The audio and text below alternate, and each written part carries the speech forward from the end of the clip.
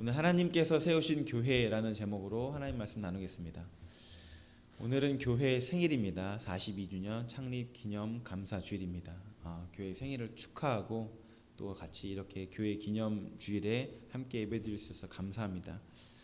교회라는 말이 처음 나온 것이 마태복음 16장입니다. 예수님께서 너는 나를 누구라 하느냐라고 얘기했을 때 베드로가 주는 그리스도시요 살아계신 하나님의 아들이십니다 라는 그 고백 앞에 내가 이 고백 위에 반석을 세우겠다, 교회가 세워지겠다라고 그때 말씀하시면서 마태복음 16장에 처음으로 교회를 얘기하십니다. 하나님이 구약에서 가정을 제정하시고 신약에서 교회를 제정하십니다. 두 개가 답니다. 학교도 병원도 시설도 아니고 구약은 가정, 신약은 교회. 그러므로 여러분, 교회는 가정 같은 교회, 가정은 교회 같은 가정이 될 때 하나님의 이 창조 질서에 딱 맞는 단체가 되는 것입니다. 사랑하는 성도 여러분, 여러분이 속한 교회와 가정이 교회와 교회 같은 가정, 가정 같은 교회가 되는 축복이 있기를 예수님의 이름으로 축복합니다. 여러분의 가정이, 여러분의 교회가, 우리의 가정이, 우리의 교회가 그렇게 하나님께서 세우신 그 뜻대로 이루어질 수 있기를 바랍니다. 오늘 하나님께서 세우신 교회라는 제목으로 말씀을 나누게 될 때 먼저 이 교회가 처음 하나님께서 쓰신 단어인데 교회가 어떻게 이 교회라는 말이 하나님께서 언급하셨을까라는 것을 보게 되면 교회를 헬라어로 에클레시아라고 얘기합니다. 그리고 사실 에클레시아를 우리가 교회로 번역했지만 그냥 순수한 말로 해석하면은 부름받은 자들이란 뜻입니다. The called out ones, 부름받은 자들이라는 말의 의미를 갖고 있습니다. 그러니까 하나님께서 우리를 교회라는 말을 우리에게 말씀하실 때에는 내가 너희를 교회로 불렀다라는 말이 있는 것입니다. 유진 한인교회에 우리가 참석한 게 아니라 하나님이 우리를 교회로 부르셨다라는 것이 있는 거예요. 하나님이 부르셨으면 부르신 이유가 있겠죠. 부르신 목적이 있겠죠. 오늘 그것을 좀 살펴보려고 합니다. 에베소서의 책은 책마다 다 주제가 있죠. 성경 책마다 주제가 있는데 이 에베소서의 책은 특별히 교회에 관한 말씀의 책입니다. 그래서 교회론, 교회에 대해서 알고 싶으면 이 에베소서의 말씀에 그 내용들이 다 들어가 있습니다. 그래서 오늘 에베소서 4장에 특별히 교회 간에 우리가 나눌 것이 참 많지만 특별히 4장을 중심으로 하나님께서 이 세우신 교회가 이 부르심이 어떠한 목적을 갖고 있는지 좀 살펴보려고 합니다. 먼저 첫 번째로 하나님께서 이 교회를 세우심은 교회가 그리스도의 몸이라고 하시면서 이 교회를 세우심은 우리의 성품을 변화시키기 위하여서 우리를 교회로 부르셨습니다. 여러분 한 2절 한번 보시겠어요? 1절 2절 4장 1절 2절 한번 한 목소리로 읽겠습니다. 시작. 그러므로 주 안에서 갇힌 내가 너희를 권하노니 너희가 부르심을 받은 일에 합당하게 행하여 모든 겸손과 온유로 하고 오래 참음으로 사랑 가운데서 서로 3절까지 읽겠습니다.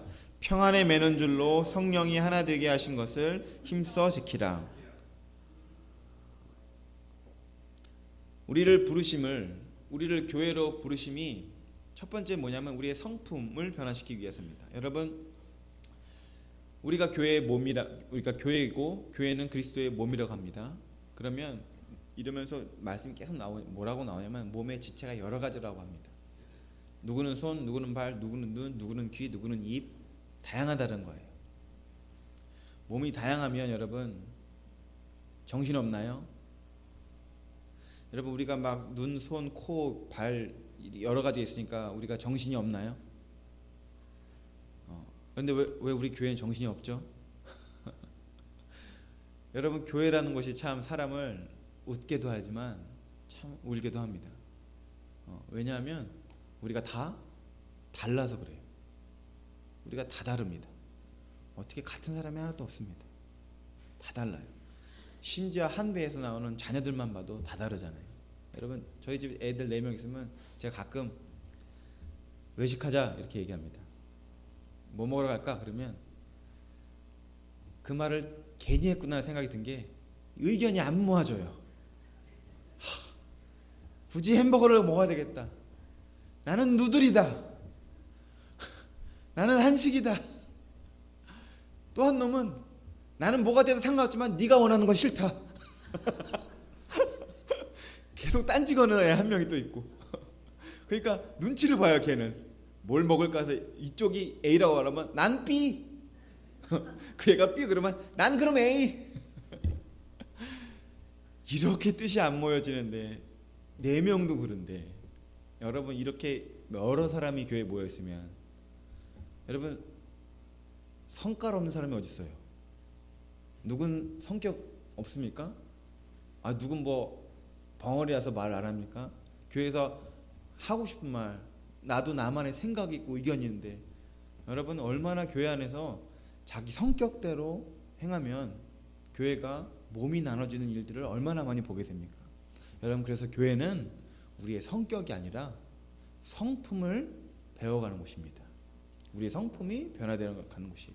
저희가 성품이라는 단어 쓸 때에는 성격은 하나님께서 우리에게 주신 기질이고 성품은 그리스도의 성품입니다. 그러니까 우리가 교회에 와서 부르심을 받은 첫 번째 목적이 뭡니까? 우리는 그리스도의 성품을 알아가고 닮아가는 것이 우리의 첫 번째 부르심이에요. 사랑하는 성도 여러분, 교회에 오셔서 우리가 같이 함께 공동체를 이루어나가게 될 때 한 가지 꼭 기억하십시오. 여러분의 성품이 변화돼야 됩니다. 여러분의 성품이 변화돼야 돼요. 여러분 성격 좋은 사람 같이 살아보면 다 똑같은 결론이 납니다. 우리가 한 몸이 돼야 되는 것은 우리의 기질과 성격이 아니라 그리스도의 성품이 우리 가운데 나타나야 됩니다. 그래서 오늘 성경 말씀이 뭐라고 합니까? 부르심을 받은 일에 합당하게 행하라고 하면서 그 합당하게 행할 것에 대해서 성품을 얘기합니다.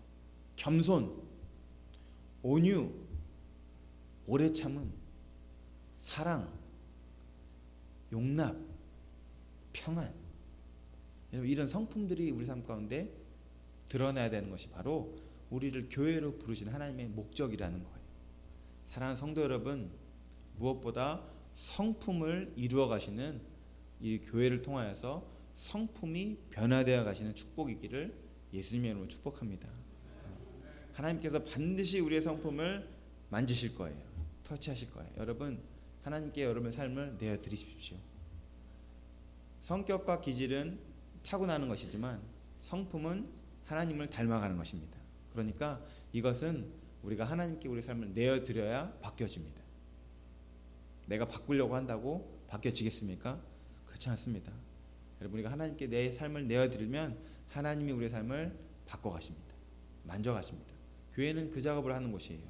여러분 그러니까 교회 와서 다른 사람과 어떤 갈등이 있거나 어려움이 있거나 좀 불협화음이 나타나면은 그때 한 단어를 떠올리십시오. 이 일을 통해서 내 성품을 바꿔야 되겠다. 이 일을 통해서 내 성품을 더 예수님을 닮아가는 일로 삼아야 되겠다. 여러분 같은 한 가족 안에서도 불협화음은 있습니다. 사람이 같이 가게 되면 서로 간에 걷는 속도, 페이스가 다릅니다. 방향도 다릅니다. 스타일도 다릅니다. 같이 산다는 건 쉬운 것이 아니에요. 같이 살 때 한 몸이 되려고 하는 것은 방법은 하나밖에 없습니다. 기준이 있어야 돼요. 그리고 그 기준은 우리의 머리 대신 예수님. 그분이 돼야 우리의 온 몸이 정신없는 게 아니라 한 몸이 되니까 우리의 머리 대신 예수님께 자꾸 내 삶을 내어드려 한 가지 성품을 바꿔가셔야 됩니다. 그래서 우리가 다 성격은 다 다를지라도 우리가 다 기질은 다를지라도 뭐는 같아야 됩니까? 우리의 성품은 같아야 됩니다. 우리 모두가 다 겸손의 성품, 온유의 성품, 오래 참음의 성품, 사랑과 용납과 평안의 성품은 우리가 다 같아야 됩니다. 사랑하는 성도 여러분, 좋은 성품은 또 다른 좋은 성품을 반드시 불러냅니다. 여러분 사랑의 좋은 성품을 가진 사람이 우리 주변에 딱 있으면 그 좋은 성품이 전염되고 퍼지고 누가 닮아가게 됩니다. 여러분 그러니까 우리 교회가 부르심을 받아서 같이 모여서 우리가 한데 섞여서 한 가지 목적이 있다면 우리 성품을 그리스도의 성품으로 이루어가는 일이 있어야 되는 거예요. 계속 가능한 겁니다. 예수님의 성품을 닮아가지도 않았는데 예수님과 함께 있는 것이 어떻게 편하겠습니까? 성품이 닮아야 같이 함께 거하는 것이 서로 편하죠. 여러분, 성품입니다. 신앙생활은 성품입니다. 계속해서 성품을 기도하십시오. 지금 조금 여러분의 성품이 부족할지라도 괜찮습니다. 그것 때문에 우리를 부르신 것입니다. 그것 때문에 우리를 교회로 부르셔서 바꿔가시는 것입니다. 성품을 변화시키실 하나님을 기대하고 우리 삶을 들여서 이 성품 바뀌어가는, 그리고 우리의 바뀐 성품을 보면서 와, 하나님 대단하십니다 라고 하나님을 찬양하는 우리 모든 교우가 될 수 있기를 예수님의 이름으로 축복합니다. 첫 번째 부르심의 목적, 성품에 대해서 오늘 에베소서 4장이 말씀하고 있습니다. 두 번째 보면 성품의 이야기가 쭉 4장 1절부터 나오다가 7절부터 다른 이야기가 나옵니다. 그것은 바로 은사에 대한 이야기입니다. 7절 한번 보시겠어요? 우리 각 사람에게 그리스도의 선물의 분량대로 은혜를 주셨나니 라고 하면서 우리에게 선물을 은혜로 주셨다고 합니다. 그리고 그것에 대한 구체적인 내용을 11절부터 얘기합니다. 11절부터 한번 보시겠습니까? 함께 11절 12절 읽겠습니다. 시작. 그가 어떤 사람은 사도로, 어떤 사람은 선지자로, 어떤 사람은 복음 전하는 자로, 어떤 사람은 목사와 교사로 삼으셨으니 봉사의 일을 하게 하며 그리스도의 몸을 세우려 하심이라. 아멘. 하나님께서 우리를 부르심의 목적, 두 번째가 뭐냐면 바로 은사, 선물로 주신 은사입니다. 여러분, 그러니까 우리가 교회로 부르심을 받아서 뭘 발견하게 되냐면 우리에게 선물로 주신 은사를 발견하게 됩니다. 내가 이걸 잘하는구나. 내가 이걸 좋아하는구나. 이런 은사들. 저 사람에게는 저런 은사가 있고 나에게는 이런 은사가 있구나. 저 사람은 사도, 저 사람은 선지자, 어떤 나는 뭐 복음 전하는 사람, 목사, 교사, 각자의 하나님께서 주신 은사대로 세워져 나가는 것을 보게 됩니다. 그래서 은사를 주신 것을 알게 돼요. 부르심의 목적이 은사예요. 그런데 오늘 이 은사를 주신, 각자에게 다른 선물을 주신 것에 대해 궁극적인 목적이 12절에 되어 있는데 뭐라고 말씀하냐면 이 은사는 성도를 온전하게 하여 봉사의 일을 하게 하며 그리스도의 몸을 세우려 하십니다. 여러분, 그러니까 내가 무슨 은사를 받았나라는 내용도 중요합니다. 그런데 내가 무슨 은사를 받았냐라는 것도 중요하지만 또 중요한 것이 뭐냐면 그 은사 때문에 무엇이 일어나고 있는가도 중요합니다. 여러분, 이것은 본질과 현상과도 같아요. 본질은 눈에 보이지 않고 현상은 보이는 것입니다. 하지만 보이는 현상은 어디로부터 온 것입니까? 보이지 않는 본질 때문에 온 것입니다. 은사도 똑같습니다. 은사도 우리에게 눈에 보이는 현상입니다. 하지만 이 현상은 본질적인 어떤 것 때문에 이 은사가 왔습니까? 이 은사는 사실은 성도를 온전하게 하고 봉사의 일을 하게 하며 그리스도의 몸인 교회를 세우기 위해서 우리에게 주신 것이 은사의 본질이라는 것입니다. 그러니까 우리가 각 사람이 다 잘하는 게 있죠. 그런데 그 잘하는 것 때문에 성도가 온전해져야 된대요. 잘하는 것 때문에 내가 칭찬받는 거, 내가 주목받는 것이 아니라 무슨 일이 일어나야 된다고 합니까? 성도가 온전하게 된다. 다시 말해서 내가 받은 은사 때문에 누가 좋아야 돼요? 내 옆이 좋아야 돼요. 성도가 좋아져야 돼요. 여러분, 그게 은사의 본질입니다. 내가 받은 은사 때문에 내 옆에 있는 성도가 온전해지지 않으면 이상해진 거예요. 은사를 막 사모하시는 분들이 있습니다. 왜요? 내 옆 사람이 온전해지길 원했어요 라는 대답이 나와야 정확하게 은사를 사모하는 것입니다. 헛된 은사를 사모하지 마십시오. 내가 스포트라이트 받고 주목받고 내가 조금 이걸 잘하고 싶어서, 여러분, 이런 것이 아닙니다. 은사는 목적이 분명합니다. 성도를 온전하게 하는 것입니다. 그리고 성도를 온전하게 해서 뭐 하게 한다고 합니까? 봉사의 일을 하게 한다고 합니다. 여러분, 그러니까 사실은 내가 가진 은사 때문에 내 옆 사람은 봉사의 자리로 나와야 됩니다. 여러분, 일을 혼자 하는 게 편합니까? 같이 하는 게 편합니까? 뭐 어떤 컨셉이 어떤 컨텍스트에 다르겠지만 제가 지금 말하고자 하는 내용은 사실 어떤 일은 그냥 나 혼자 할게. 그냥 아싸리 혼자 하는 게 편해, 속 편해. 이런 경우가 종종 있습니다. 여러분, 제가 이 교회 사역 중에 제일 많이 한 사역이 뭐냐면 찬양 사역입니다. 찬양팀을 제일 많이 했어요. 찬양 인도를 제일 많이 했어요. 여러분, 찬양 인도는 지휘자입니다. 지휘자가 하는 일이 뭐예요? 여러 소리를 한 소리로 모으는 거예요. 어려워요. 저희 아내가 지휘를 전공했는데 그 소리를 모으는 게 재밌대요. 저는 막 너무 힘들더라고요. 그래서 저는 어떻게 결론 낸 줄 아십니까? 모든 찬양팀원을 없앴습니다. 혼자 하겠습니다.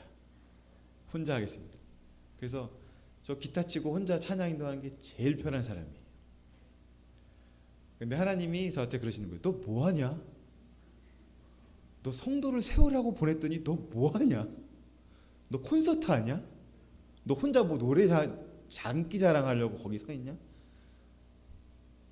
이게 나 편하자고 내 은사를 사용하는 것이 은사의 본질이 아니구나.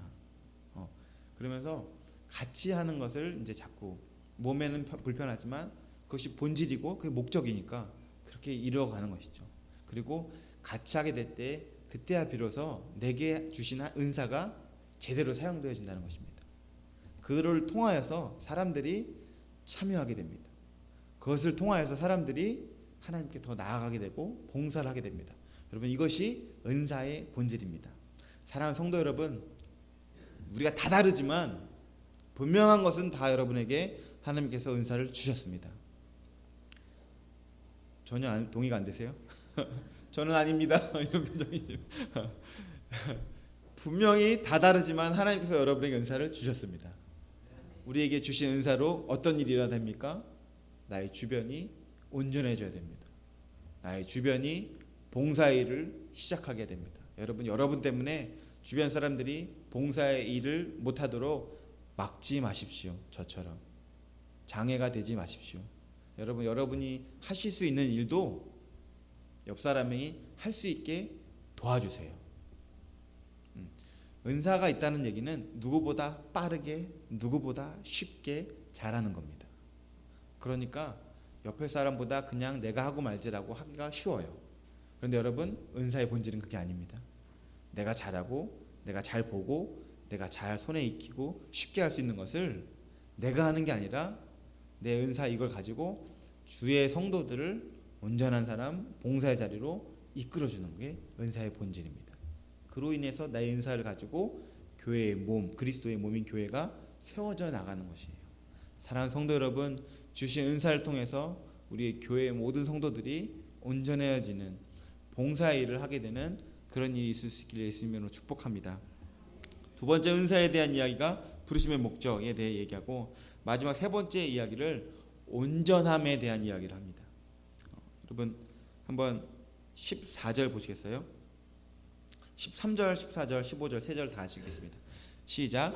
우리가 다 하나님의 아들을 믿는 것과 아는 일에 하나가 되어 온전한 사람을 이루어 그리스도의 장성한 분량이 충만한 데까지 이르리니, 이는 우리가 이제부터 어린아이가 되지 아니하여 사람의 속임수와 간사한 유혹에 빠져 온갖 교훈의 풍조에 밀려 요동하지 않게 하려 함이라. 오직 사랑 안에서 참된 것을 하여 범사에 그에게까지 자랄지라. 그는 머리니 곧 그리스도라. 아멘. 오늘 본문을 통하여서 우리를 교회, 부르심을 받은 자들, 우리를 부르신 하나님의 목적 세 번째 내용이 뭐냐면 우리를 온전한 사람으로 자라나게 한다. 그런 내용이 있습니다. 여러분, 이 온전한 사람으로 자라나게 한다라는 얘기를 쉬운 말로 이렇게 표현하고 싶습니다. 그것은 바로 뭐냐면 지혜 있는 사람으로 우리를 만들어 가십니다. 우리가 지혜자가 되게 합니다.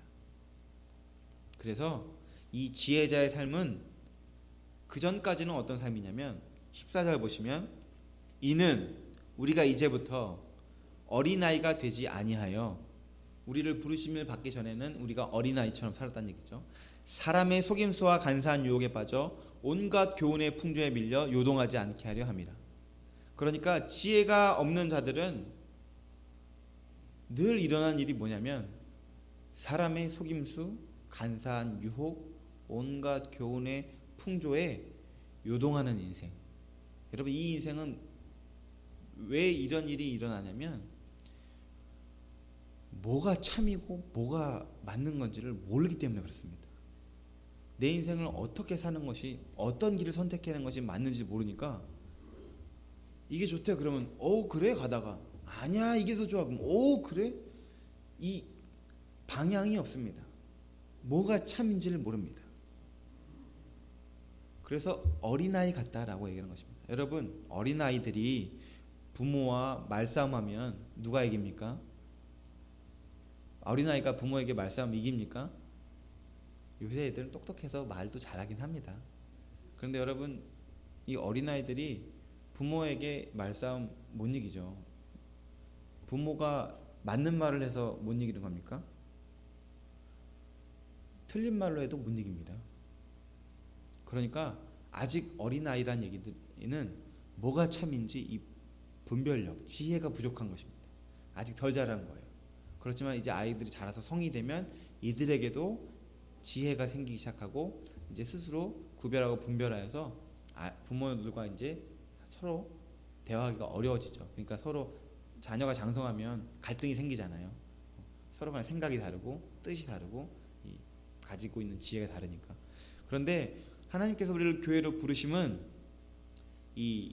이런저런 생각들, 들려오는 소리들, 온갖 교훈, 풍조 이런 것에 요동하는, 뭐가 참이고 뭐가 헛된 건지에 대해서 구별이 안 되던 인생을 지혜를 주셔서 온전한 사람이 되게 하셔서 이게 참이지, 주변에서 이렇게 말할지라도 이게 옳은 것이지라는 분명한 지혜가 생긴다는 것입니다.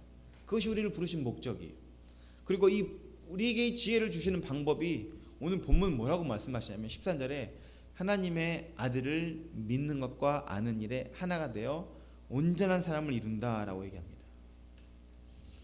여러분, 그러니까 하나님을 알아가는 것 그리고 믿는 것, 이것이 하나가 되어서 그냥 전에는 하나님을 믿는 것과 아는 것이 다르게 됐다는 얘기는 내 삶의 지식적인 동의와 행하는 나의 손과 이것이 일치가 안 되는 거예요. 머리로는 동의가 돼도 몸으로는 어떻게 맨날 매주 교회를 가, 이렇게 또 바람도 쐬고 나가는 거죠. 그러면 머리로는 동의가 안 돼도 몸이 막 동의가 되고 막 이런 온전하지 못한 지혜가 없는 거예요.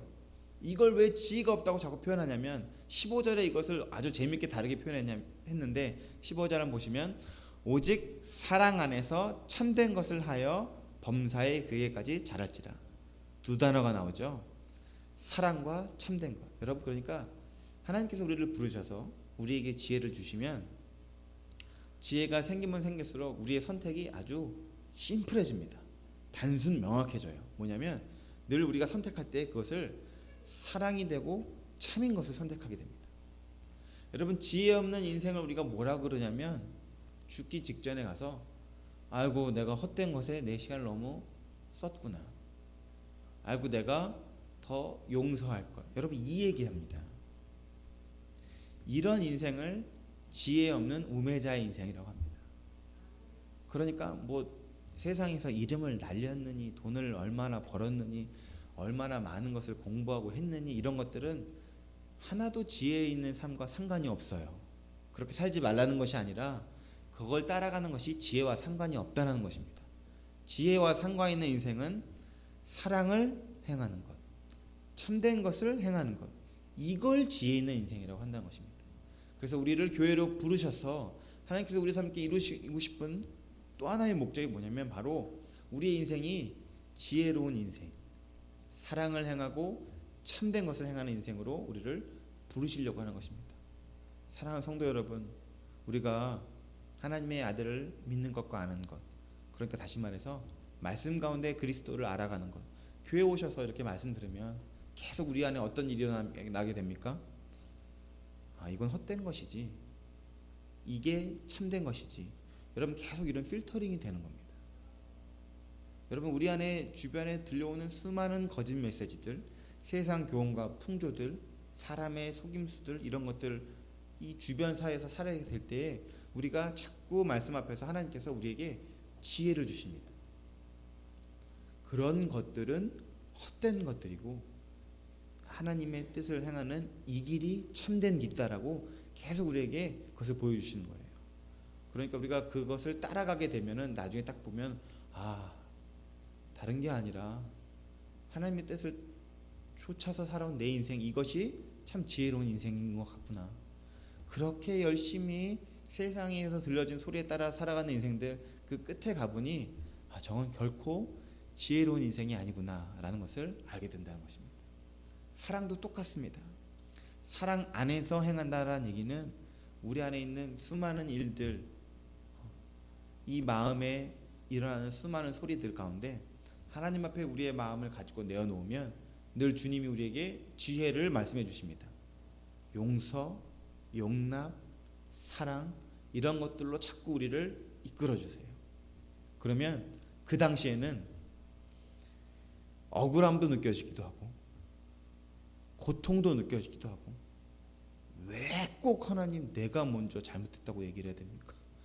왜 꼭 하나님 사랑한다고 축복한다고 어떻게 하나님 저도 인간인데 한계가 있죠 막 이러면서 하나님과 이렇게 다투기도 하고 딜해보기도 하고 하겠지만 지나고 나 보면 여러분 어떤 것이 지혜로운 인생인 것을 우리가 고백하게 됩니까? 사랑을 선택하는 인생이 그게 지혜구나라는 것을 고백하지 않을 수 없다는 것입니다. 그래서 우리를 부르신 목적 마지막은 온전한 사람, 다시 말해서 지혜로운 삶을 살도록 우리를 부르셨다는 것입니다. 지혜로운 삶, 사랑을 행하고 참된 것을 행하는 삶으로 우리를 부르셨다는 것이에요. 사랑하는 성도 여러분, 하나님께서 우리를 교회로 부르심이 우리가 오늘 나눈 세 가지 내용, 성품, 그리고 은사, 그리고 지혜, 이 세 가지 내용을 기억하시면서 우리 함께 유진 한인 장로교회 구성원으로 몸된 교회에 우리가 속하게 될 때 우리의 성품이 변화되어지고 우리에게 주신 은사 때문에 우리의 주변이 복을 얻게 되며 우리를 통하여서 하나님께서 지혜로운 인생을 선택하게 하여서 사랑과 참된 것을 이루어가는 그런 모든 성도님들 될 수 있기를 예수님의 이름으로 축복합니다. 우리 함께 기도하시겠습니다. 참 좋으신 하나님 아버지, 오늘도 우리를 은혜의 자리, 예배의 자리로 불러주시니 감사를 드립니다. 하나님 예배 자리에서 주신 음성을 들으며 다시 한번 결단하며 나아갑니다. 아버지 하나님, 부르심에 순종하며 우리의 성품이 이 부르심 가운데서 변화되어지는 축복이 있게 하여 주시옵소서. 하나님, 이 부르심의 모임 가운데서 우리에게 주신 은사로 말미암아 우리의 주변이 복을 얻고 온전해지며 봉사의 일을 하는 그런 축복을 경험하게 하여 주시옵소서. 하나님, 우리를 부르심으로 말미암아 오직 우리가 지혜로운 인생, 사랑 안에서 참된 것을 행하는 그런 인생으로 나아가는 모든 성도들 될 수 있도록 주님 축복해 주시옵소서. 감사를 드리며 예수님의 이름으로 기도합니다. 아멘.